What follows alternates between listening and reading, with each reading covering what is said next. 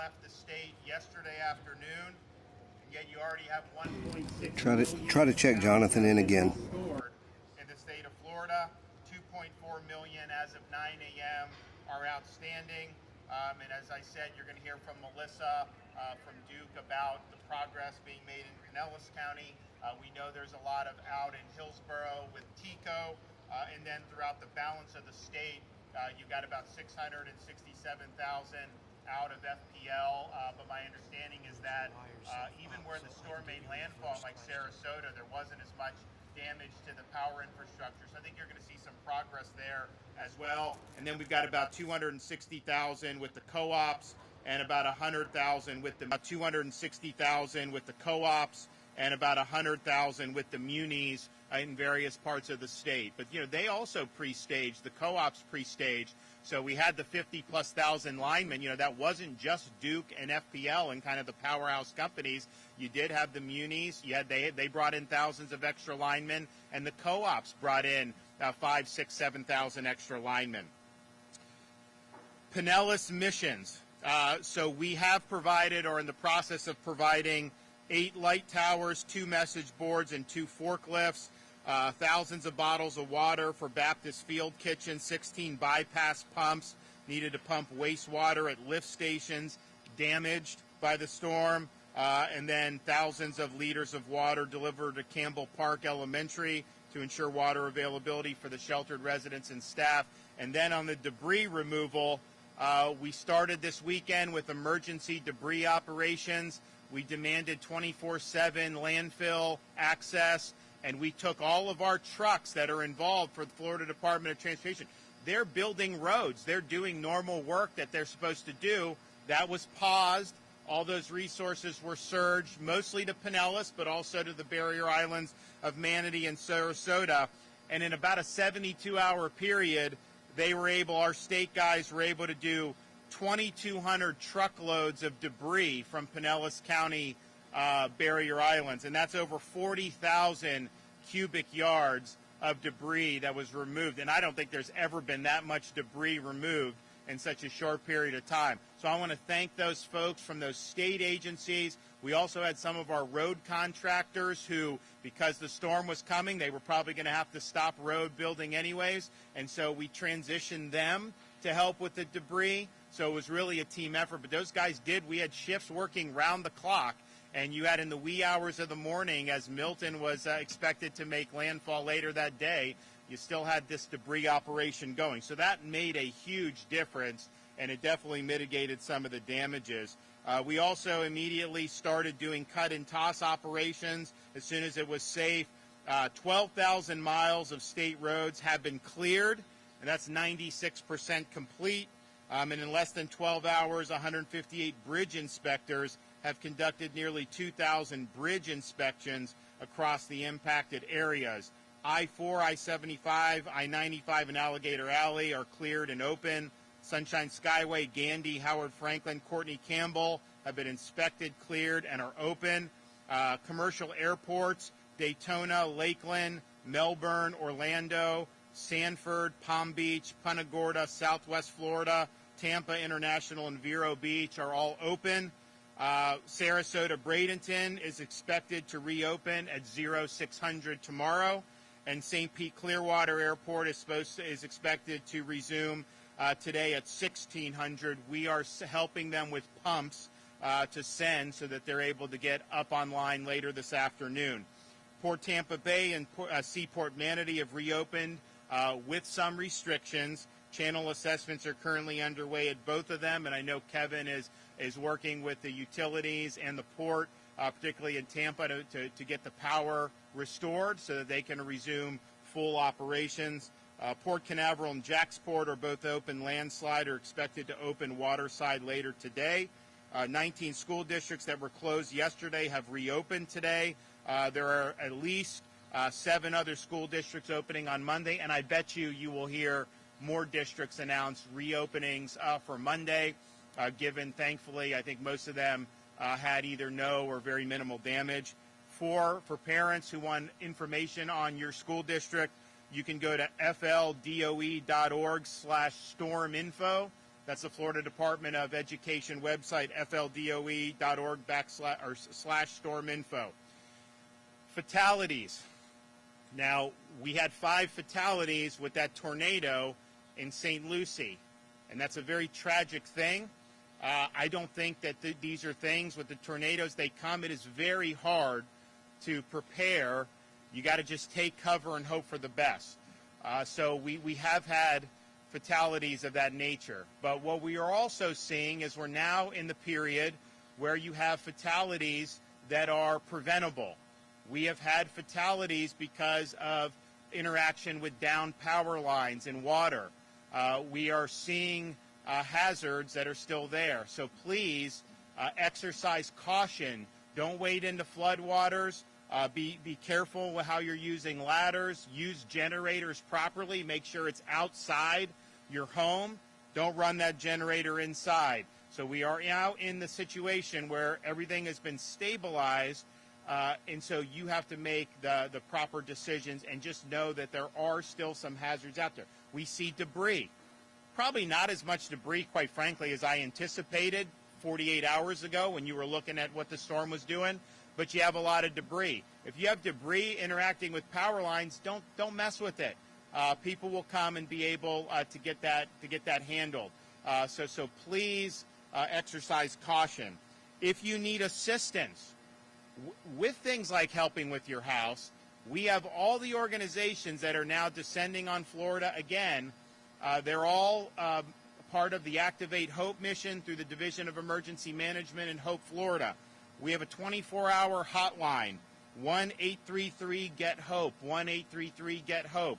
If you have needs, chances are we're going to have an organization, not even government, private organization that can go and help you, particularly when you're talking about maybe damage to your home or property. We've got folks that can come and help mitigate that for you. So please utilize the Hope Florida line for that. If people need temporary shelter, we still have Visit Florida's emergency accommodation modules and Expedia and Priceline available. We also have through Hope Florida, if you have shelter needs, you can call Hope Florida and they can work with their partners to see what's available. We will have the Hope Florida bus located at the following places today. In Sarasota at New College of Florida from 12 to 5 p.m. In Lee County, Hope Bus will be at Summit Church, 19601 Ben Hill Griffin Parkway in Fort Myers from 12 to 5. Charlotte County, Murdoch Baptist Church in Port Charlotte, 12 to 5. You will have the Hope Bus, and that will likely be in other counties in the ensuing days. If you have business damage, you can report your business damage on our business survey at floridadisaster.biz, floridadisaster.biz. We've also activated additional money for no-interest loans for businesses who may need a cash infusion. So we have an additional $50 million on top of what we did for Hurricane Helene. Normal businesses are eligible for up to $50,000, up to $100,000 for agriculture and aquaculture, and up to $150,000 for citrus and for cattle. And again, these are zero-interest loans, very flexible repayment options. Say we put aside money in Florida, we got a massive rainy day fund, massive surplus, and so we understand there's contingencies. So we want to work with people. We're not going to be beating down your door tomorrow to say, pay us back the money. We'll get it eventually, but we understand these are difficult times. And we are already starting having applications come in for Milton. We had a lot come in for Helene as well. So if you want to apply for one of those emergency bridge loans, you go to floridajobs.org/EBL, floridajobs.org/EBL. We've also activated the Florida Disaster Fund, where people can make tax-deductible charitable contributions so that this can be deployed to help people in need. That's floridadisasterfund.org, floridadisasterfund.org. We raised and distributed $63 million after Hurricane Ian. Now, this storm with Milton did not do, thankfully, the level of damage that Ian did, but there are going to be a lot of needs. We've had a lot of major companies step up and make significant contributions, and I know we've had a lot of individuals make smaller contributions as they can afford, and we thank you for that, and 100% of that money goes to helping people that are in need. I want to thank everybody for their hard work. This has been now going on for weeks where we've been on this emergency footing. I know people have been working round the clock. Just when you started getting a little bit of normalcy after Helene, when things started to maybe stabilize, you turned around and had to deal with this other menacing storm, Hurricane Milton. And as I said, there's damage. There's a lot that's going to need to be done. We did not get the worst case scenario, but we did get hit, and we're going to have to work to bounce back. Okay, Kevin Guthrie. Good morning, everyone. Thank you, Governor DeSantis, for your continued leadership. I know you're ready to get moving on the cleanup of Milton, and we're ready to do that for you. Post-disaster fatalities are preventable. You've heard the governor talk about fatalities. I want to take a minute and just remind everybody, to the point of some of the governor's talkers, we will have volunteer organizations ready to go. We already have them ready to go to come in and help you. 1-833-GET-HOPE. 1-833-GET-HOPE. You can apply. We will match up the correct, you heard me talk about a couple of days ago, the right resources at the right place at the right time. We want to make sure that we don't send you a volunteer organization that does mass feeding when you need something that needs to be cut off your roof. So we'll get you through Get Hope, Activate Hope, and make sure we get the right one there for you. We are also working with Crisis Cleanup as an extension of Activate Hope to make sure that we're ready to do debris removal, tree removal, mucking and gutting, and mold remediation. We have all of those capabilities now, and we need you to go, again, to the Activate Hope website, Hope Florida, or call us at 1-833-GET-HOPE. Before you begin any cleanup, take close-up and far-away photos of what's going on. We need you to do that inside and outside of your home. Some roadways are still flooded. I know over in the Hillsborough County area, Plant City area, we do have some roads that are still flooded. Please make sure you do not drive through flooded areas.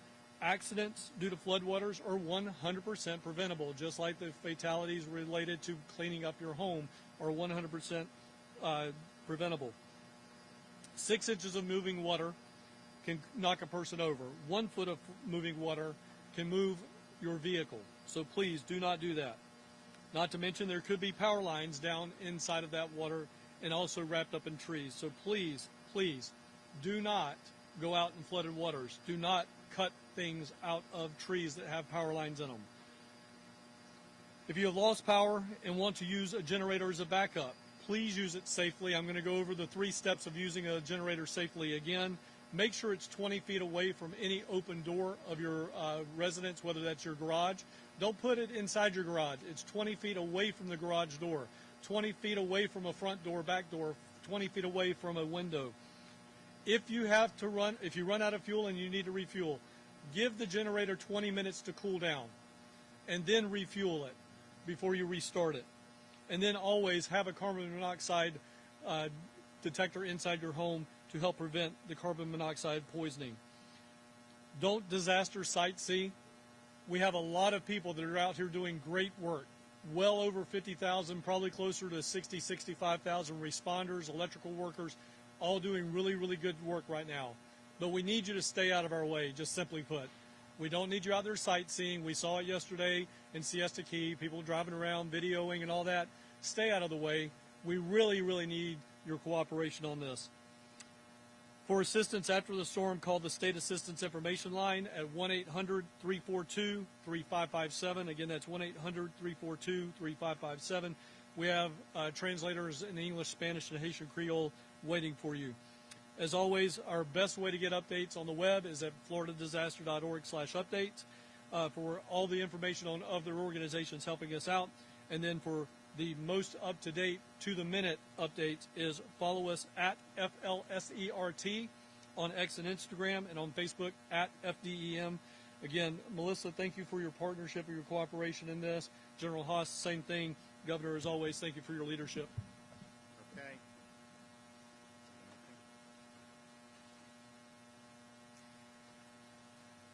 Good morning, and thank you, Governor, for your leadership, your support, and your decisive actions, enabling a broad and capable response effort. I'd also like to thank Director Guthrie and his team, as well as our fellow response teammates, for their tireless efforts in safeguarding our citizens and state. The Florida National Guard currently has 9,000 guardsmen activated, with 6,500 forward deployed, as the Governor mentioned. Our available force represents the largest National Guard response in Florida. Tremendous response effort. We're currently conducting ongoing response efforts consisting of search and rescue, ground and air reconnaissance, humanitarian assistance, route clearance, and high-wheel vehicle support. And we're beginning the phased transition to response efforts, as the Governor mentioned, in coordination with our state and local partners. Our available equipment includes 31 rotary wing aircraft, over 440 tactical vehicles, including 140 high-wheel vehicles, and 5 hard-bottom boats. We're currently supporting 23 counties with 192 active missions, including point of distribution sites with 30 active pod missions. We're grateful for the support of our mobilized state-to-state National Guard partners, which included over 3,500 partners, 19 aircraft, and 20 states. As the Governor mentioned, we're transitioning to recovery operations, and we'll begin a responsible right-sizing of the force, which will mean redeploying those soldiers back to their states, and the recovery operation being largely a Florida Guard response. Governor, the National Guard is fully mobilized and stands ready to support the citizens in the state of Florida. Thank you. Good morning, everyone. Melissa Seixas, State President for Duke Energy Florida. I first want to start by thanking Governor DeSantis for his unwavering support of our employees, and also to Director Guthrie for his support as well. I want to give an update on 3 primary areas. One, where we stand as far as outages across the state of Florida and here in Pinellas County. Talk about our restoration, and really need to reinforce the safety messages that the Governor just shared with all of you. So first, from an outage perspective, Duke Energy Florida serves 35 counties across the state of Florida. We have approximately 850,000 customers off at this time. As of 11 a.m. this morning, we have already restored about 350,000 of those. From a resource perspective, we brought 16,000 workers into the state of Florida, both pre-storm and over the course of yesterday, and we have additional people arriving today. They are staged around the state, from Bexley Properties in Land O'Lakes, the Villages, the Brooksville, Tampa Bay Regional Airport, Mannheim, Orlando, and Winter Garden, Ritchie Brother Auctioneers at I-4 and US 27, the Sebring Raceway, Seminole Town Center as well. So here in Pinellas County, where we all stand, we currently have about 400,000 customers off. Pinellas County is our most populated county that we serve. We have restored about 50,000 customers.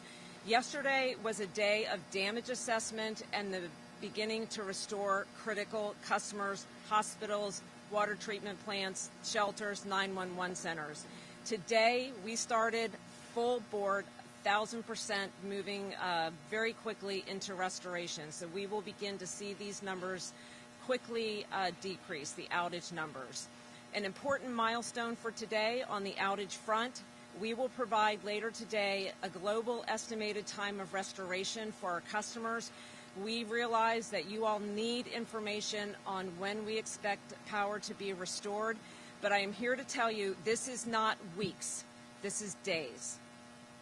So please keep informed by visiting duke-energy.com. If you're signed up for our outage alerts, we'll provide you text message updates as well, but our forces are here. And I want to also talk about the staging areas that we have in Pinellas County. We have them at St. Pete Clearwater Airport. We will have parking of bucket trucks at Countryside Mall. We will also have parking at Raymond James. And of course, we also have them, you will see them at our very iconic Tropicana field that has a bit of a different look these days, but we will have about 800 resources there by the end of today. So we are 100% committed to getting our customers' lives back to order. We know that the first step is power restoration. We take that job seriously, and we will continue to do that. But again, this will not be weeks of interruptions to our customers. This will be days. Please look for that estimated time of restoration today. But please, I know people want to get back home, feel like they have some kind of control, clean up their yards. Always, always assume a downed line is energized. It is not Hollywood. It does not always have to arc. It does not have to sizzle. It can be a silent killer that is caught up in debris, trees, bushes, flooded waters, flooded areas, as the governor said. We have seen this too many times where customers inadvertently make contact and it comes to a very tragic end. Please stay safe. It is still a dangerous situation out there. We will be here to restore your power, and of course we will continue to work with the state of Florida and all of the officials behind them. I want to thank them as well, from the state to our local officials. They have been great partners in this effort. Thank you. And is it your assessment so far that that there's not necessarily need for a complete rebuild, that's mostly just reconnects? Yes, sir. It will be more energizing. There'll have to be repairs and fixes, but not the kind of rebuild that we had to do like on the barrier islands after. Yeah. So when you're doing, so we have all the people in here statewide, Duke, TECO, FPL, co-ops, munis, and so that makes it go quicker. But if you have to rebuild the entire infrastructure because it got wiped out so bad, that just takes, even if you have everybody there, it just takes longer. If it's more of just re-energizing, you can see it done more rapidly. So I appreciate this. Is more linemen were pre-staged for this storm than have ever been done in the history of any hurricane response, because I think we're the only state that pre-stages. But certainly that, even Ian, we had over 40,000. That was a lot. We had over 30 for Helene, but this one was over 50,000 and probably got even into the mid-50s because you guys kept bringing people in when we stopped counting. So I really appreciate it, and I know it means a lot to people to be able to have the least amount of interruption to their lives as possible. And even though these storms do damage, most people, thankfully, don't suffer catastrophic damage from it. So if you get the power and everything working again, that we can kind of get more people on their feet quicker. So I want to thank everybody that's been involved for that. I've seen some of these linemen from all over the continental United States that have come here to be able to help. And my sense is, with what I saw in Sarasota when I was down there, that you're looking likely with FPL probably more just re-energizing, reconnect, rather than having a complete rebuild. That's just my assessment comparing Ian to comparing what I saw out on the coast of the barrier islands in Sarasota. So if that's the case, they've already done, 1.6 million, and the storm left yesterday afternoon. And so you got 2.4 million as of this morning, and I guarantee you're going to have people that are going to get this power throughout the course of the day. So thank you for doing that. Okay, we got a yes, ma'am.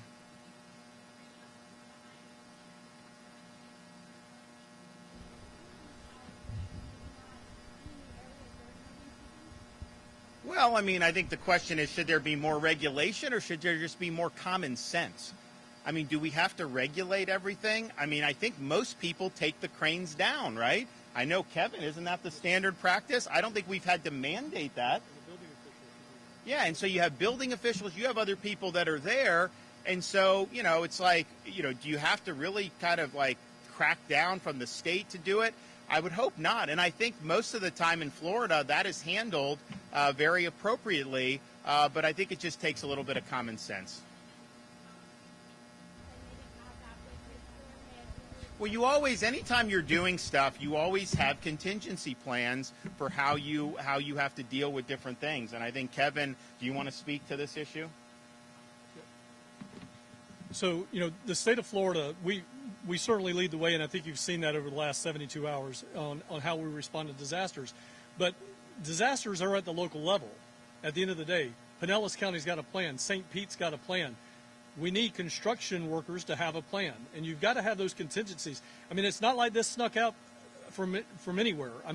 We had strong 7 to 10 days notice that things were heading in this direction. If you go back and look at the previous 7 days prior to landfall, it was constantly being called for, the greater Tampa Bay region. So, again, to the governor's point, there's got to be a point where common sense comes into play.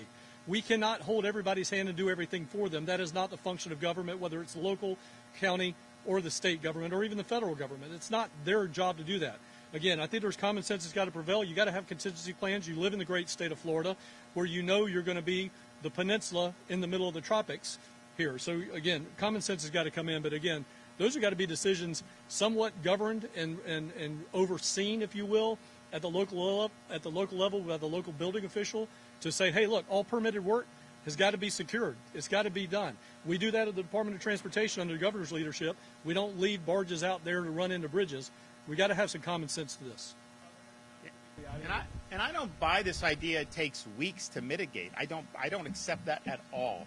I mean, just think about the stuff that they said. I mean, they say the debris takes 6 months to a year, and then we got 40,000 cubic yards of debris off the Pinellas beaches just by bringing all of our people, pausing road construction, which is also very important for Florida, coming over in this rapid 72-hour, and you got rid of over 3,000 truckloads of debris. So, things can be done. You just have to, have the wherewithal to want to do it. Yes. Some clarity on what exactly happened with the staging at the Trop. Who was originally staged there, and were there still cots inside when the roof was blown off? Kevin can do that. The only thing I will say is, Kevin had told me, days before the storm, Trop can only handle 115. We're going to watch the track. If it's within a certain amount, we're going to redeploy, and that's exactly what they did. So that was planned for the whole time. So, again, as you saw, there was damage at Tropicana Field. There were cots there. I don't know whose cots they were. I can tell you we had 20,000 cots. All 20,000 of our cots went to all of those shelters that we opened. The governor came up again and supported us on doing what we call shelters of last resort. All 20,000 of those cots went to those shelters. So I don't know whose cots those were. But at the end of the day, all of those cots were still on the field. Those cots can still be used. Whoever's they were, no money was wasted. So, again, all of our resources, whether they were tangible resources or they were human resources, were taken out of Tropicana Field about 12 to 13 hours before tropical storm force winds were set here in the greater St. Pete area. And we took our resources. I know there's some stuff. They went all the way to Jacksonville. No, they didn't. Portions of that went to Jacksonville. Other portions went to the Perry Foley Airport, where we already had a Helene staging area set up. Other portions went to the Florida Horse Park, where we had another staging area set up. Some of it went to the Lee County Mosquito Control, where we already had stuff set up. So we did a full demobilization of all of the resources, whether they were tangible or human, and that the stuff that was there, don't know whose it was, but we got all of our stuff accounted for. The trailers for those who are still recovering, specifically on the beaches in Pinellas County. About getting the mobile travel trailers? Yeah, so that program is active, and that would apply for Helene or for Milton. My sense is that I would say 90% of the trailers that are going to be needed are going to be Helene. Just from what I've seen, just having toured yesterday and today, I was in Siesta Key, which was pretty close to ground zero of where the storm did, and most of what I saw, there was damage, but I saw mostly the debris from Helene was there. And I talked to some guys who own some hotels out there, and they said that Helene was much worse for them than this was. So my sense would be that there may be additional need for trailers as a result of this, but I still think the bulk of them are going to be from Helene. So you can request a travel trailer through Hope, Florida, 1-833-GET-HOPE, 1-833-GET-HOPE, and you can talk about putting these trailers. Particularly, I think the trailers are good if you are going to rehab your property and you're going to be the one kind of doing it or overseeing the contractors, and you want to be involved because then you're there. If people don't want to do that, you can still apply for travel trailer, but are we approved for TSA for Helene only? Right now, we're only approved for NCS, but I've talked to NCS. Okay, so we are going to have temporary sheltering assistance available as well. and that's going to be for both, and Kevin's working with the feds to do that. But what that'll allow you to do is be able to stay in a hotel for what are we having now, 6 months? 8? The initial rollout is 60 days, but we can do that from now up to 12 months. Yeah, so you're guaranteed 60 days. We likely would be able to get that extended up to 12 months. And, it's an issue with there's going to be a need to do repairs. I mean, you look at like Madeira Beach, some of these places in Pinellas, you have 3-4 feet of water. You got to muck and gut that. Now, you can repair that, but you also have a lot of people that are doing the same thing. So how many contractors are available? Are the supplies available?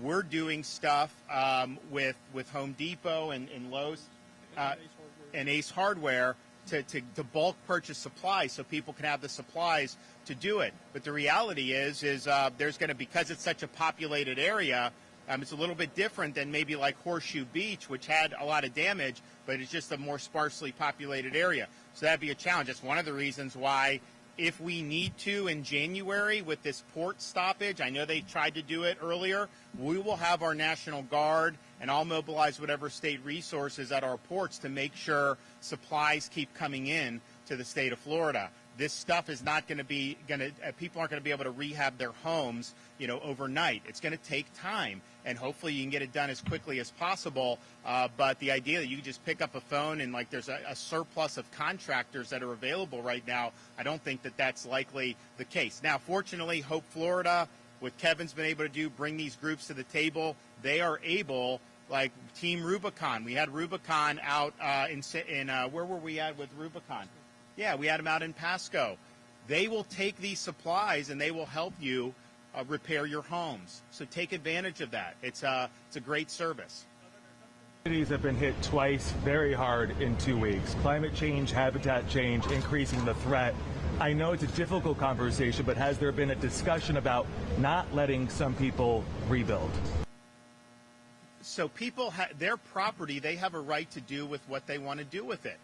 And it is tough when you have 2 back-to-back storms, no question. But I will tell you this, keep in mind also the people in North Florida, they got hit with Idalia in 2023, and so they had damage. So they spent all this time rebuilding, and then they get hit a year later, and that wipes away.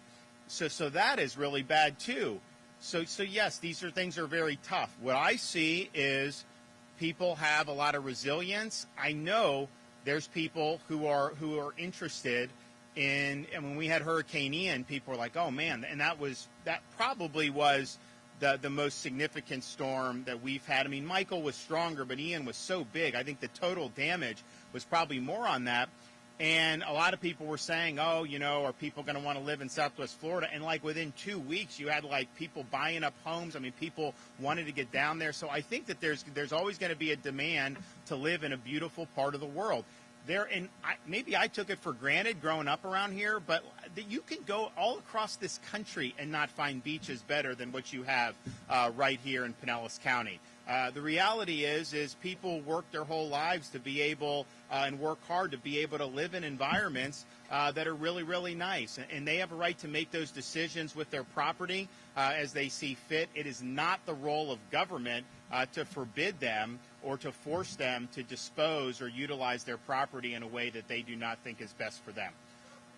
All right, love you too. All right, we'll be back, guys. Thank you. We'll see ya.